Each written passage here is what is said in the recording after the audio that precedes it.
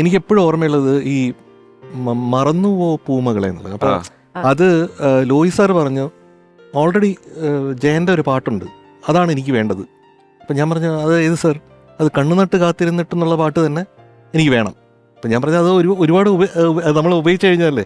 അപ്പോൾ പറഞ്ഞു അങ്ങനെയല്ല, അത് വേണം എന്ന് പറയാം. അപ്പം ഞാൻ ചുമ്മാ ഇങ്ങനെ പാടി, കണ്ണ് നട്ട് കാത്തിരുന്നു എൻ്റെ കരളിൻ്റെ കിളിമകളെ, ഇങ്ങനെ പാടി. അപ്പോൾ ഗിരീഷേട്ടൻ വന്നപ്പോഴത്തേക്കും ട്യൂൺ ചെയ്തടാ. അപ്പം ഞാനിത് പാടി. അപ്പോൾ പറഞ്ഞു എടാ നീ ഗിരീഷ് കുട്ടഞ്ചേരി, പിന്നെ നീ എൻ്റെ പാട്ട് എന്തിനു മോഷ്ടിക്കണമെന്ന് പറഞ്ഞു. അപ്പം ഞാൻ പറഞ്ഞു ഗിരീഷേട്ടൻ എന്തെങ്കിലും എഴുതും. അപ്പം ഇങ്ങനെ ആലോചിച്ചു, ആരോ പറഞ്ഞു കൊടുക്കുന്നത് പോലെയാണ് ഗിരീഷേട്ടൻ പലപ്പോഴും പാട്ട് എഴുതുന്നത്. മറന്നുവോ പൂമകളെ എന്ന് പാട്.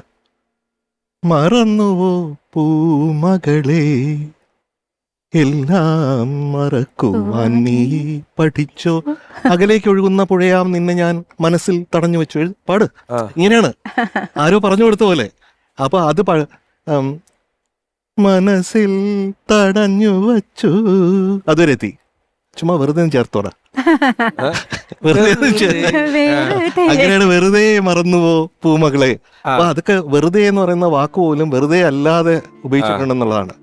ഇപ്പൊ പണ്ട് അരികിൽ നീ ഉണ്ടായിരുന്നെങ്കിൽ അതിൽ ഒരു മാത്ര വെറുതെ നനച്ചു പോയെന്ന് ONV സാർ എഴുതിയത് പോലെ. അപ്പൊ ഗിരീഷേട്ടൻ ഇങ്ങനെയുള്ള എന്താണ് ഒരു, ഞാൻ പറഞ്ഞ പോലെ ആരോ പറഞ്ഞു, ഇവിടെ നിന്നോ നമ്മൾ വിശ്വസിക്കുന്ന ഒരു ദൈവം എന്ന് പറയുന്ന അവിടെ നിന്ന് കിട്ടുന്ന എന്തോ ഒരു വരദാനമായിട്ടാണ് ഈ പാട്ടുകളൊക്കെ വരണമെന്ന് എനിക്ക് തോന്നിയിട്ടുണ്ട്. അല്ലെങ്കിൽ ഇത്രയും പെട്ടെന്ന് എങ്ങനെ എഴുതാൻ പറ്റും എന്നുള്ളത്.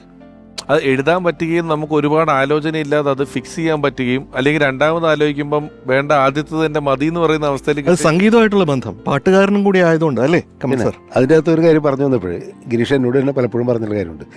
ചില പാട്ടുകളുടെ സിറ്റുവേഷനൊക്കെ പറഞ്ഞു കഴിഞ്ഞപ്പോൾ പാട്ട് ഞാൻ എഴുതാം എന്ന് പറഞ്ഞിട്ടിരിക്കുമ്പോൾ ഗിരീഷ് കണ്ണടച്ചിരിക്കുന്നത് ഞാൻ ചോദിക്കും, ദൈവമല്ല, എൻ്റെ മനസ്സിൽ കുറേ ദൈവങ്ങളുണ്ട്.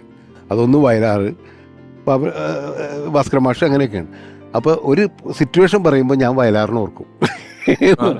ഞാൻ എൻ്റെ മനസ്സിൽ വയലാറിൻ്റെ മനസ്സുകൊണ്ട് സാഷ്ടാംഗം പ്രണമിച്ചിട്ടാണ് ഞാൻ എഴുതാതിരിക്കുന്നത്. അപ്പോൾ വയലാർ എന്താണ് എഴുതിയിട്ടുള്ളത് നമുക്ക് തന്നിട്ടുള്ളത് അത് വരും എന്നാണ് പുള്ളി പറഞ്ഞത്. അതുപോലെ തന്നെ ചില സിമ്പിളായിട്ടുള്ള ചില കാര്യങ്ങൾ, അങ്ങനത്തെ ഉള്ള പ്രണയത്തിൻ്റെ ചില ഇതുകൾ, അപ്പോൾ ഞാൻ ഭാസ്കര മാഷ് ഓർക്കും. അതല്ല വേറൊരിതാണ്, ഞാൻ ONV സാറിന് ഓർക്കും. അപ്പോൾ പുള്ളിയുടെ ദൈവങ്ങൾ എന്നൊക്കെ പറയുന്നത് അതൊരു വല്ലാത്ത കാര്യമാണ്. പുള്ളി, എനിക്ക് തോന്നുന്നത് പുള്ളിയുടെ ആ ഒരു അനുഗ്രഹം. എനിക്ക് ഇത് പറയുമ്പോൾ വളരെ ഇമോഷണലായിട്ടുള്ളൊരു കാര്യം കൂടി പറയേണ്ടതുണ്ട്.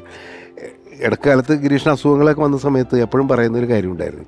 വയലാർ 48ാമത്തെ വയസ്സിലാണ് മരിക്കുന്നത്. എല്ലാവർക്കും അറിയാമല്ലോ. 50 തികഞ്ഞില്ല, ഞാനും 50 തികയ്ക്കില്ല എന്ന് എന്നോട് ഗിരീഷ് പലപ്പോഴും ഞാൻ വഴക്ക് പറഞ്ഞിട്ടുണ്ട്, ചീത്ത പറഞ്ഞിട്ടുണ്ട്.